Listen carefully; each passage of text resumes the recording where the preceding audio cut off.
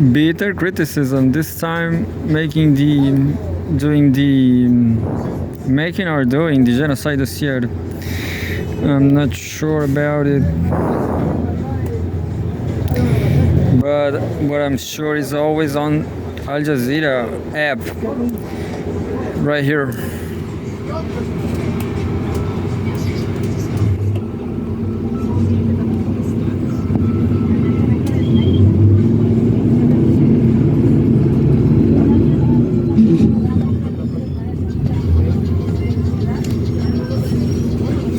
As usual, there's a fake stream, but this time I guess the stream is nice, it's fine.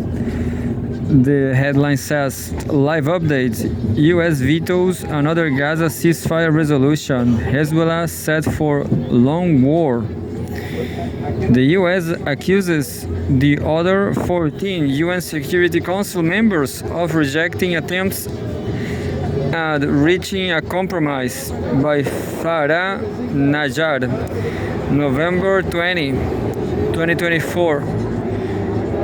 This is an article, this summary is updated 21 hours ago, so the latest 24 hours. But I'm just going to read I'm going to read the summary and then the latest hour.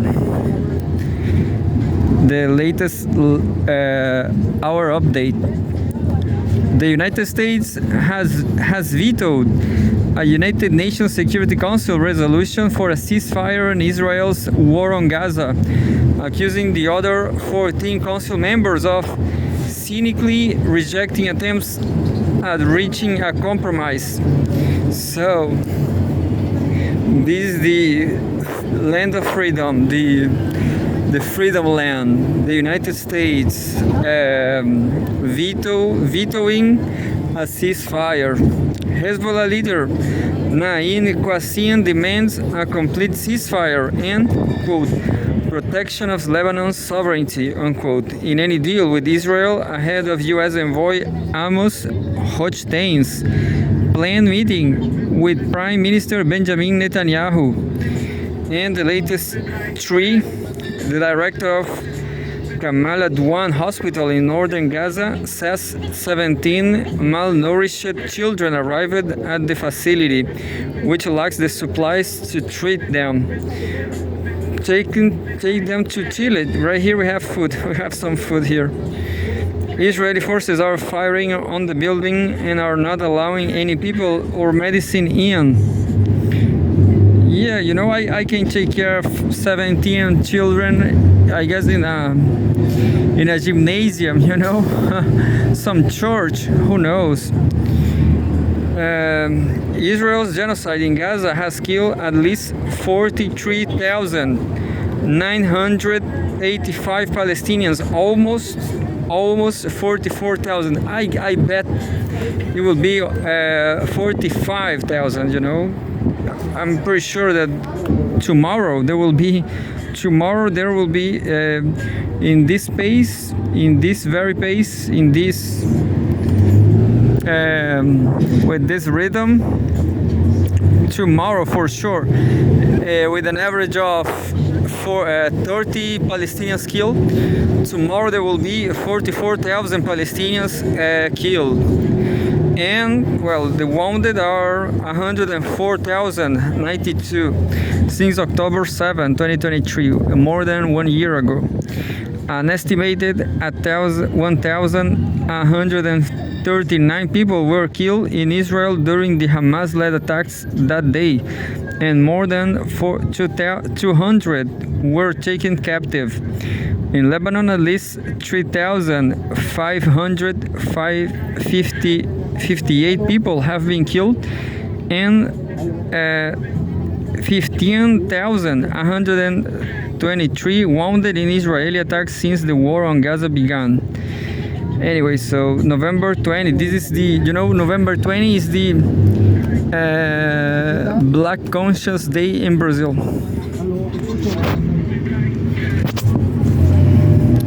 November 20, the Black consciousness in Brazil.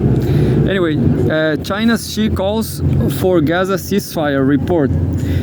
President Xi Jinping has called for a ceasefire in Gaza during a visit to Brazil's capital, the state-run Xinhua news agency reports. She expressed concerns about the spread of the conflict in Gaza and, quote, called for a ceasefire and an end to the war at an early date, unquote. As he met with his Brazilian counterpart, Luiz Inácio Lula da Silva, the agency said, I'm pretty curious about what Xinhua News. I'm going to research right after this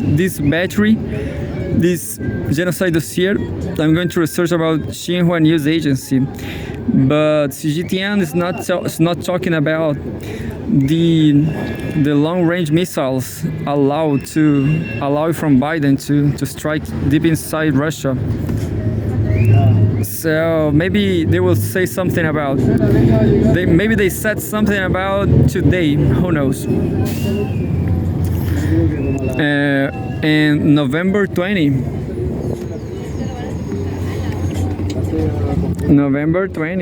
Israeli strike near southern Lebanon's coastal city of Tyre kills 4. Another 3 have been wounded in an Israeli strike on the town of Marrakesh near Tyre. NNA said, adding that the figure was an initial tool. Civil defense teams are currently working on evacuations amid the destruction, NNA said. And I don't know what's NNA. I don't know what's NNA. We'll bring you more soon. And Wednesday 20, 38 minutes ago, demonstrators protest in Tel Aviv as U.S. Senate to vote on blocking arms sales to Israel. Demonstrators have protested outside the U.S. Embassy's branch office in Tel Aviv, calling for the United States to block arms sales to Israel. Protesters blocked the road and held signs reading, quote, arms embargo now, and, quote, stop the genocide in Gaza. One person yelled it into a megaphone, not a nickel, not a dime, no more money for Israel's crimes. Well, we have a poet here. Yeah, I guess that works, rhyme. The U.S. Senate is due to vote later today on legislation that will block arms sales to Israel. It is backed by lawmakers who say Israel is obstructing aid shipments desperately needed by Palestinians, civilians in Gaza. The quote resolutions of this disapproval were filed by Senator Bernie Sanders, an independent who caucuses with the Democrats. Strong bipartisan support for Israel means the resolutions are not expected to pass, but backers hope they will encourage Biden's administration to do more to protect civilians in Gaza. And Wednesday, 1 hour ago now, Israeli forces strike Gaza City neighborhood, civil defense says. Gaza Civil Defense says its teams have rushed to the scene of the attack in the Sheikh Radwan neighborhood, where a residential building has been targeted. We'll bring you more soon. And that's it. So I guess that's it. I'm going to read the very last one from 1 hour ago. U.S. defense veto of UN Security Council resolution on Gaza ceasefire. The State Department has defended the U.S. veto of a UN Security Council resolution on a Gaza ceasefire. Quote, the resolution does call for the release of hostages. What it doesn't do is link the release of hostages to an immediate unconditional ceasefire, unquote.